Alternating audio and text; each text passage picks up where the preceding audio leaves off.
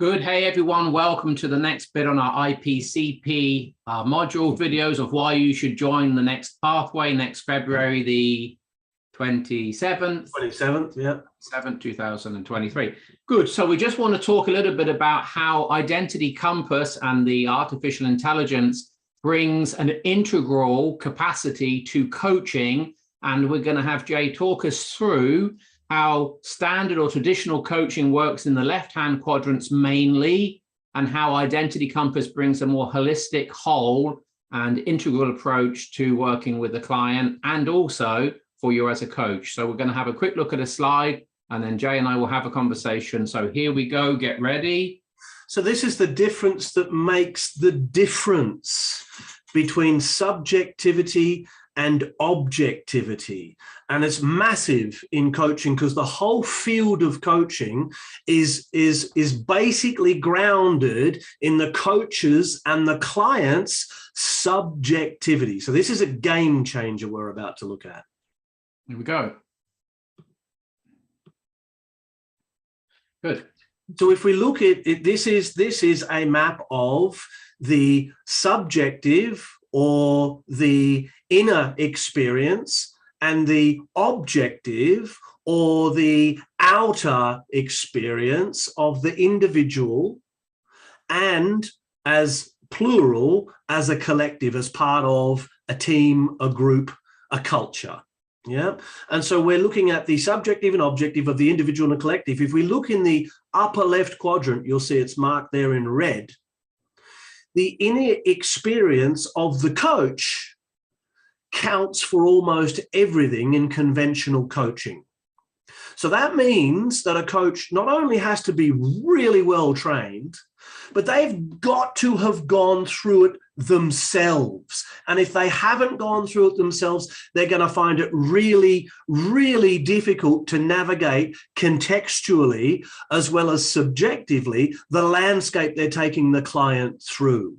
Now, that plays out in stuff like high-performance sport where, hey, I'm not a Formula One driver, and nor do I need to be, in order to help another Formula One driver get their inner and outer game straight and right to be able to drive effectively to their potential. So currently coaching is grounded in the coach's map and the coachee's map.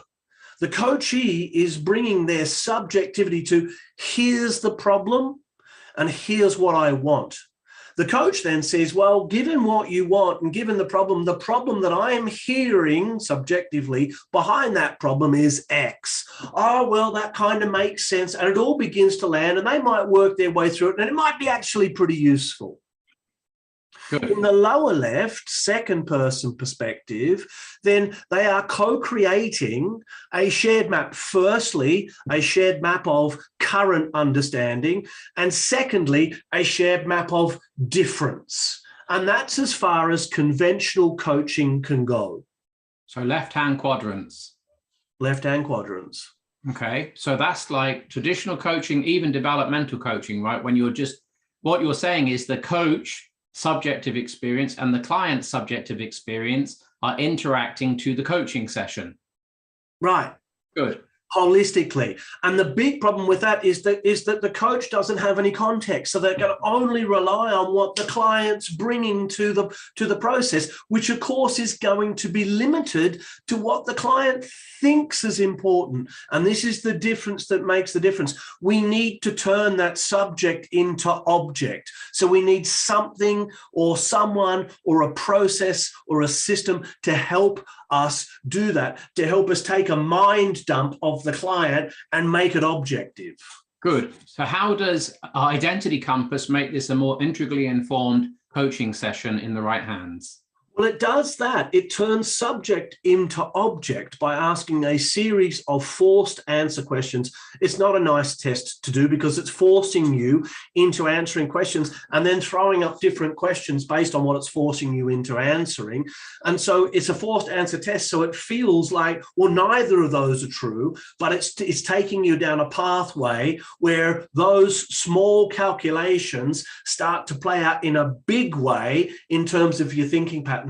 It maps your thinking patterns in an objective, scientific, rational, logical way. Okay, and so what is a factual map aspect and what is the functional map aspect that we could have in a coaching session with Identity Compass supporting us? So the factual map is actually mapping out, given some scenarios in contexts. It uses the work context, but it's absolutely mapping cross-contextually.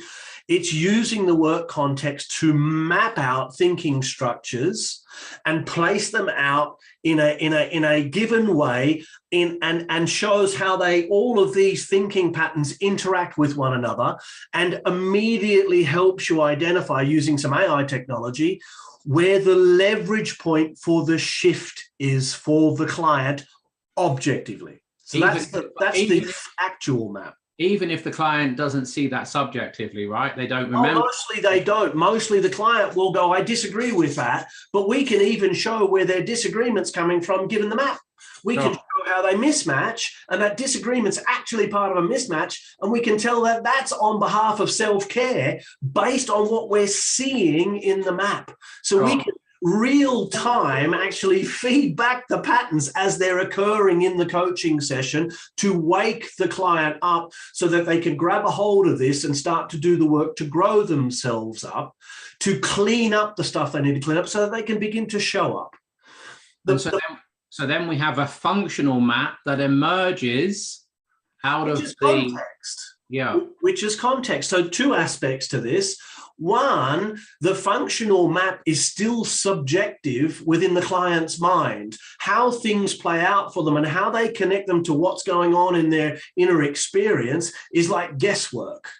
Yeah. Sure. With the functional map, we can bring context in, and we can look at work, we can look at personal, we can look at primary relationships, we can look at children, we can look at parents, we can look at community, we can look at all of those aspects and ask, how does this play out for you in this context, to start to get an understanding of what's cross-contextual and what's actually contextual. That means that they can shift between their thinking between contexts, which means they have more flexibility in the lower right component, or less flexibility, telling us how rigid their thinking patterns are.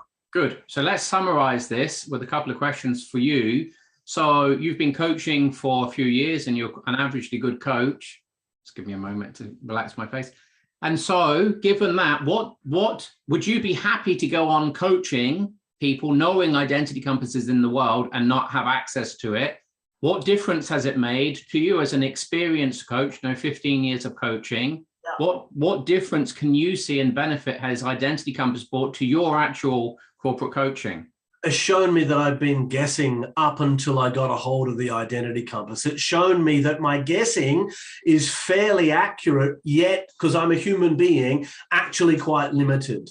And so would I coach without it now? Absolutely not. I mean, I'm literally flying with one arm and one eye. And so, it's to really get to the level I need to get to genuinely find the leverage point with the client, the Identity Compass just adds far too much value for me to guess any longer. And it's from their perspective, right? I've had a client go, I don't agree. And I've said to the client, it wasn't me who filled in your Identity Compass, it was you. So I'm not saying this, actually you are. You're disagreeing and taking a polar response against yourself. And then I said, let's look at the Identity Compass and see how that actually works out. And we found 6 key driver cognitive intentions that fit that pattern. And the moment the client saw it, the client literally went bright red and said, I feel more seen and more understood than any other conversation I've ever had with anybody to this point. I have not understood why I'm getting the responses I'm getting, and now I'm starting to understand why they happen the way they happen. And what percentage would you say that's Jay Headley's capacity, and what percentage would you say that Identity Compass has informed in that session? Well, part of my capacity is to take in and make meaning with the client out of the identity compass. So I'm going to go 60-40, but that 40% is the difference that makes the difference. And what's the 40%? That is the difference that makes the difference. The 40% is the identity compass. The 60% is all of the grounded learnings and understanding how the identity compass needs to be read and translated with the client's help. Does a coach to coach the way you've just talked to need to be an excellent, outstanding, well-experienced coach to be able to use identity compass in that way? They need to have that experience. They need to learn it. But what the identity compass will do is it will train them how to learn it in an accelerated way. So instead of it taking 5 years to become an extremely experienced, well-honed, well-rounded coach, having done the work on yourself, we'll cut that down to 2 or 3. Sure. Anything else? Come and look at the program. If you haven't had a chat with us, book a chat, get on the program. If you want to coach at the next level, this is the process and the tool that is going to take you there. Good. Catch you next time.